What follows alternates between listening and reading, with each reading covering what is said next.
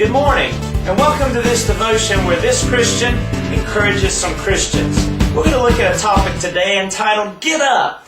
We want to encourage you that no matter where you're at or what your circumstance is, you can get up and trust the Lord more today. Now, you may be watching this on your own. You found it, or maybe someone emailed it to you, or maybe you're surfing the web late at night, or maybe you're just getting ready to start your day. But just because something bad happens to you today does not mean that God is not looking after you, protecting you, or working everything for your good.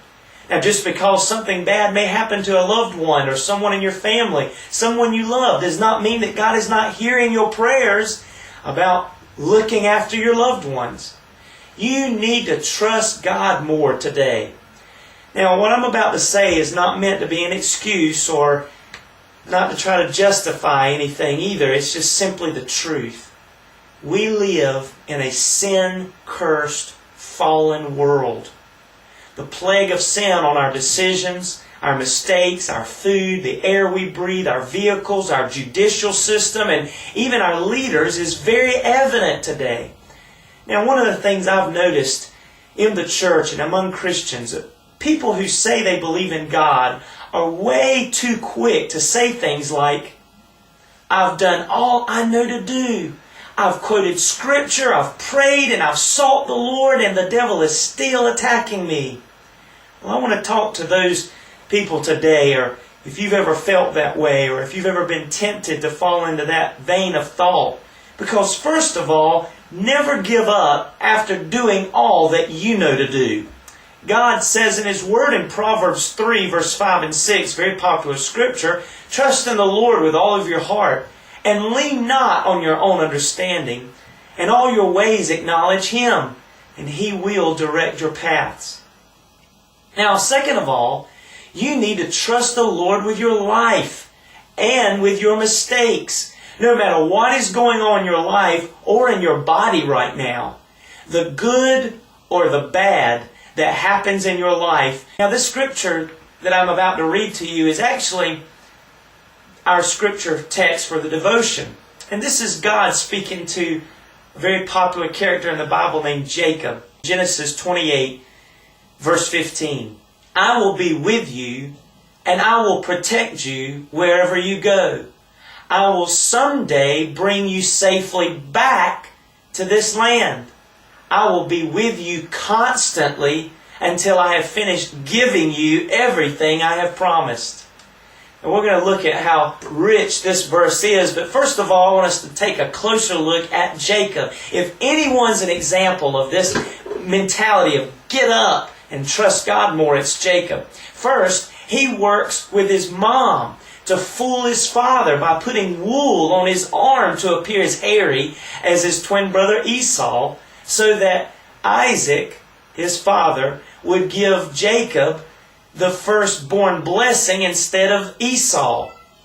This is an amazing first mistake or deception in Jacob's life. Second, he makes a deal to work 7 years so Rachel, the most beautiful daughter of Laban, can become his wife, only to be cheated and ending up working 7 more years for the same exact deal as Laban makes his life miserable. Now, this is one of the tragedies or frustrations in Jacob's life. Thirdly, he wrestles with God. He finds himself wrestling with God Himself, demanding a blessing. Now, in this encounter, God renames him Israel, which means, catch this, struggles with God. How many of you say this morning, hey, I struggle with God sometimes? And this is exactly what we need to figure out.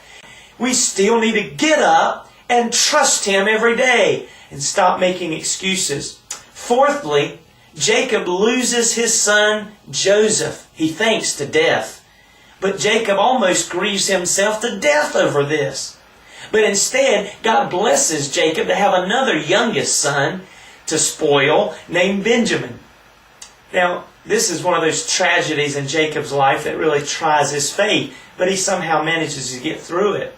Years later, fifthly, Joseph, now second in command of Egypt, calls Jacob to Egypt with his sons to help them live through the 7 years of famine. Now Jacob is still, after all these years, fearful now in his old age as an elder. But after praying to God, he decides to go. Now there's some things I want us to look at here concerning Jacob and these 5 things that we see in Jacob's life. First of all, Jacob's original name meant he grabs the heel. Now Jacob, like us, fell short many times. But nothing he did, listen to this, nothing he did stopped him from being third in line for the divine Abrahamic plan. The God of Abraham, Isaac, and here it is, Jacob. Jacob grabbed his brother's heel at birth. He grabs his brother's birthright. He was determined to grab the prettiest daughter of Laban. He finally grabbed God, demanding a blessing. And despite all the bad things that happened to Jacob, and despite all of his mistakes and his cheating and his deceiving and his lying, he still managed to end up in God's plan of mercy. All human intentions and actions, for good or bad, are woven by God into His ongoing plan as long as we keep our eyes on Him and our intentions are focused on following His Son Jesus. So we should just get up this morning and just trust God. We need to get up out of our circumstance right now and trust God. We need to learn from this and realize we can get up and believe that God is a God of His Word, and He's good and He's merciful and He's still working even through our mistakes. No reason to pout. It does not do any good to complain. You surely should not blame God, and you better not start doubting Him. He's the only constant you will ever have.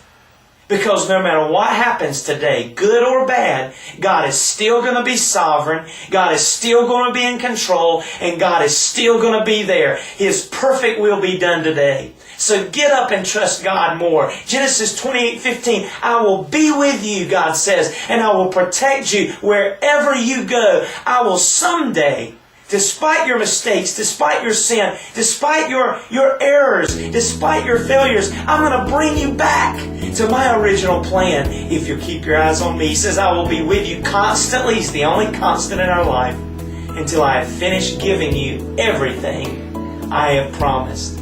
Wow, it's wonderful today to serve a God of His Word who has so many wonderful promises for us today. Go get up and find yourself victorious in Jesus Christ. God bless you.